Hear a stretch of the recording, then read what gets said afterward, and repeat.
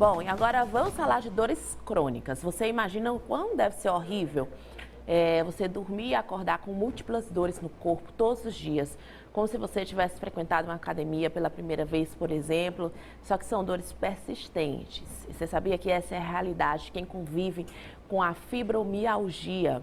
É uma doença crônica que acomete, sobretudo, as articulações, músculos e tendões. Inclusive, temos uma boa notícia. Recentemente, o Piauí passou a ter políticas públicas para portadores da doença. Por isso, é importante a gente entender do que se trata esse problema.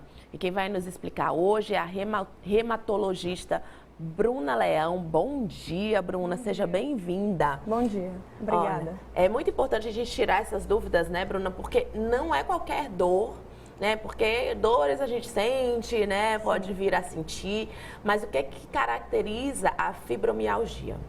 O principal sintoma da fibromialgia e o obrigatório que a gente precisa ter para poder suspeitar e assim investigar a doença é o que a gente chama de dor generalizada. Como já diz o nome, uma dor no corpo inteiro, nos membros, no tronco, na cabeça, que dure pelo menos 3 meses. Porque algumas condições podem dar essa dor generalizada, mas logo se resolve. A partir do tempo, então, de 3 meses é que a gente pode suspeitar dessa doença.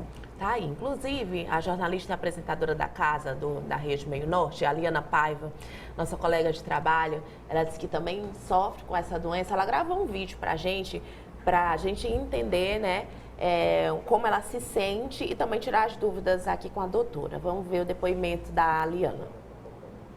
Bom dia, Raquel, né? Bom dia aí aos telespectadores do Revista Meio Norte.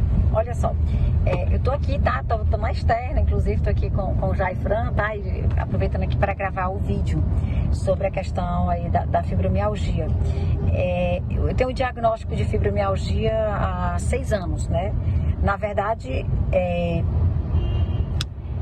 mais difícil quando você recebe, é muito difícil, né? Você recebe e você acha que, meu Deus, é uma doença crônica para a vida toda, e como vai ser, e você descobre normalmente em crise, né? Porque você está sentindo muita dor e aí você vai começar a investigar, então começa por aí, né?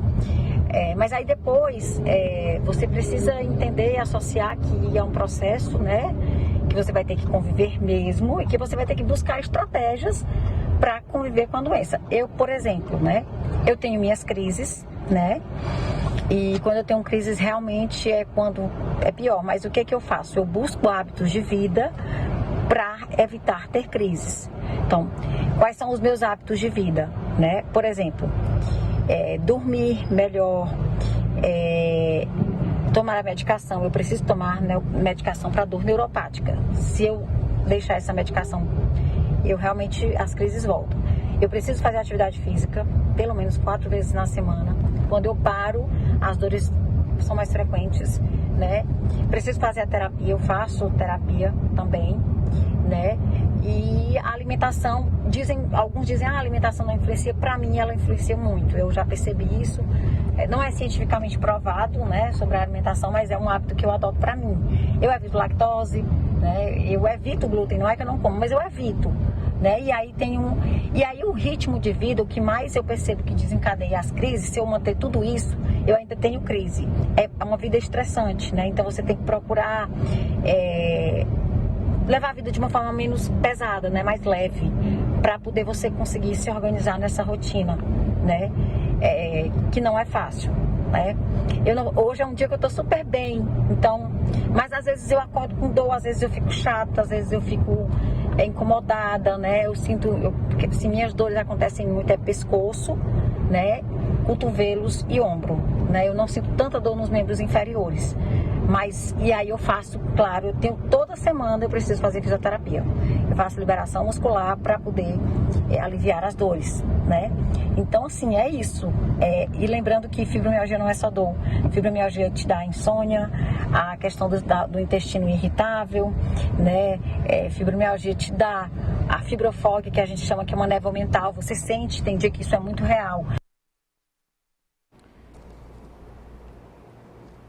Tá aí, depoimento bem completo da Liana, e você vê aí, ela não para, né? Mesmo na ativa, trabalhando, que a vida realmente do repórter, do jornalista exige bastante. E ela já mostra, né, doutora, como ela lida com a fibromialgia no dia a dia dela, mas é bem importante para quem está nos acompanhando entender o que pode realmente indicar que essa pessoa esteja com fibromialgia. Porque quando você diz dores no pescoço, dores nos ombros, pode ser que muita gente se confunda.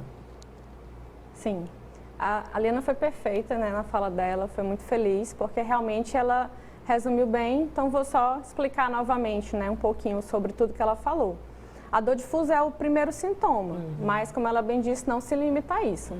Junto com a dor difusa, também é muito importante um sintoma que sempre acontece, que é a fadiga, que é uma sensação de exaustão emocional associada a uma indisponibilidade, né, uma indisposição de fazer suas atividades diárias. Os distúrbios psiquiátricos, que os mais comuns é a ansiedade, depressão, catastrofização, além dos sintomas de sono, que é a insônia, que é o mais comum, mas também o sono não reparador, que é a sensação pela manhã de que o paciente não descansou durante a noite. Além disso, é bem comum os chamados sintomas satélites, que foi o que ela falou. Dores de cabeça, intestino irritável, entre outros sintomas. Tá aí, inclusive, olha só esse dado da doença. De acordo com a Sociedade Brasileira de Reumatologia, a cada 10 pacientes com fibromialgia, 7 a 9 são mulheres. Realmente acomete mais as mulheres? Acomete mais as mulheres, é esse dado, né? Nós não entendemos ainda o motivo, mas a gente imagina que seja questões hormonais, que está influenciado com a causa da doença.